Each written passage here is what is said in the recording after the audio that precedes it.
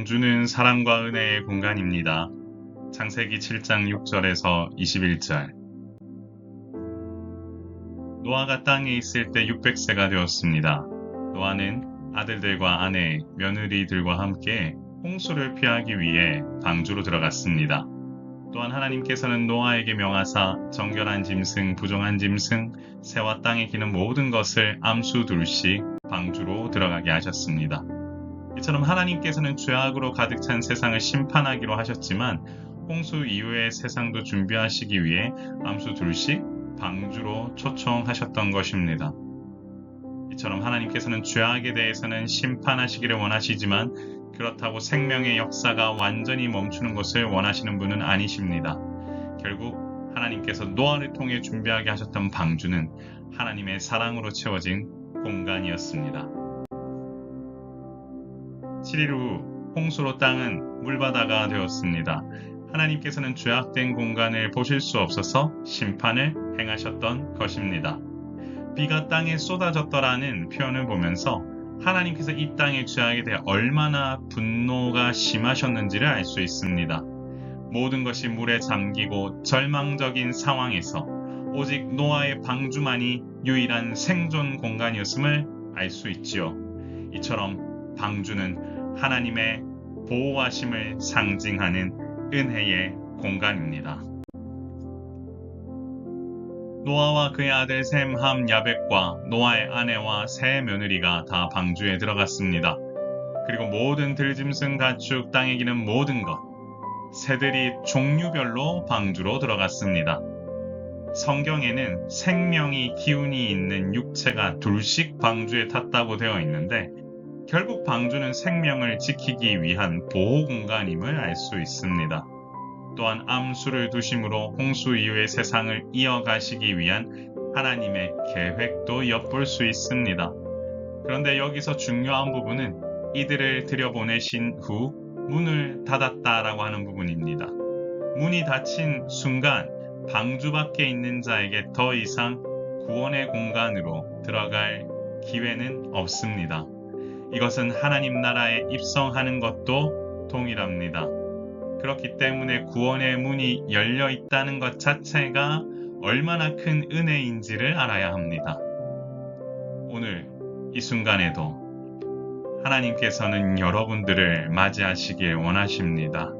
그러므로 문이 닫히기 전 탑승 완료되도록 방주로 많은 이들을 초청할 수 있는 우리가 되어야 하겠습니다. 방주로 초청하는 우리의 계획, 속도를 내야 합니다. 홍수가 땅에 40일 동안 계속되었습니다. 물이 많아져 방주가 땅에 떠올랐고 방주는 계속 물 위를 떠다녔는데 물이 불어서 결국 산들까지 잠겼습니다. 그 결과 땅 위에 있는 생물은 모두 죽게 되었지요. 이처럼 홍수의 위력은 상상 초월이었습니다. 그렇기 때문에 오직 방주만이 심판의 물결 속에서도 살 수 있는 유일한 공간이었던 것입니다. 결국 죄에 대한 심판으로부터 안전하려면 노아처럼 하나님께 택함 받아 방주를 타는 길 외에 다른 방법은 없습니다. 그러므로 죄의 심판으로부터 구별되어 하나님께서 부으시는 은혜를 누리기 위해서라도 예수님을 믿음으로 의인이라 칭함받게 된 일이 얼마나 큰 일인지 알아야 합니다. 우리는 예수님을 믿는 믿음을 통해 구원의 방주에 올라탄 사람들이지요. 우리 모두를 이 귀한 방주로 인도해 주신 하나님께 감사드리며 구원의 방주이신 우리 구주 예수 그리스도를 항상 경외하는 우리 모두가 되기를 소망합니다. 사랑하는 성도 여러분, 방주는 사랑과 은혜의 공간입니다. 이곳으로 많은 이들이 올 수 있도록 우리가 더욱 적극적으로 초청해야 할 것입니다. 창세기 7장 방주 이야기는 하나님의 심판이 얼마나 무서운지를 알게 됩니다.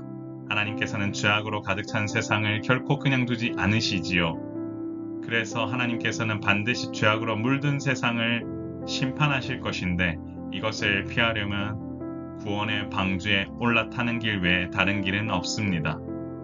결국 하나님의 심판 속에서도 은혜를 입어 구원의 방주에 타려면 예수님께서 흘리신 보혈의 피가 없이는 불가능하다는 사실을 깨달아야 합니다.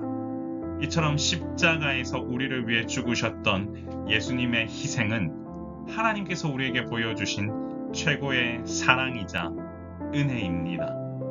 바로 우리를 홍수 아래에 두지 않으시고 방주 안에 두시기 위해 보여주신 최고의 사랑이었던 것이지요. 그러므로 우리 모두는 예수님께서 십자가에서 보여주신 모습을 늘 생각하며 은혜 베풀어 주신 하나님께 감사하며 살아야 합니다. 사랑하는 성도 여러분, 방주는 사랑입니다. 방주는 은혜의 공간입니다. 방주는 우리를 위해 하나님께서 준비하신 하나님의 크고 비밀한 계획입니다. 이 구원의 방주이신 예수 그리스도 그분 안에 거하는 것이 안전하다라는 사실을 기억하며 오늘 하루도 말씀 묵상하고 기도하며 나아가기를 소망합니다. 같이 한번 기도해 볼까요? 주여, 죄악 속에 죽을 수밖에 없었던 우리들을 살려주신 은혜에 감사드리며 아직도 이 은혜를 모르는 이들에게 구원의 방주로 초청할 수 있는 우리가 되게 하옵소서. 같이 한번 기도하겠습니다. 존귀하신 하나님 아버지 은혜를 감사합니다. 죄악으로 가득 찬 세상 속에서 우리를 살리시기 위하여 몸소 하나밖에 없는 아들을 이 땅 가운데 보내시고 그로 말미암아 우리 모두는 그 구원의 방주 위에 올라타 사랑과 은혜를 누리며 지금까지도 살게 하심에 진실로 감사와 찬송을 올려드립니다. 주님 앞에 드리는 이 기도가 많은 성도들의 마음속에 살아 움직여 우리 모두가 구원의 방주 위에서 안전한 항해를 할 수 있는 그런 은혜를 누리도록 주님 역사하여 주옵소서. 이 귀한 은혜의 공간이 우리 모두에게 큰 위로가 될 줄 믿사오니 주님 우리 동행하여 주시고 특별히 개척되는 사랑의 샘물교회 위에 하나님 은혜 위에 은혜를 더하여 주사 귀한 공간이 마련되고 하나님 나라를 위하여 귀하게 쓰임받는 우리 모두가 되도록 인도하여 주옵소서. 주님 앞에 다시금 감사기도 드리며 우리의 생명이시고 소망 되신 예수님 이름으로 간절히 기도드리옵나이다. 아멘.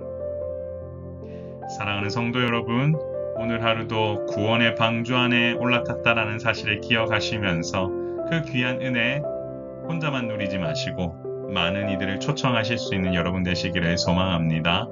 그리고 더불어 사랑의 샘물교회 위에 기도해 주시고 지금 새롭게 준비되고 있는 사역과 공간들이 하나님의 사랑과 은혜의 공간이 될 수 있도록 여러분들도 기도해 주십시오. 감사합니다. 평안한 하루 되세요. 샬롬.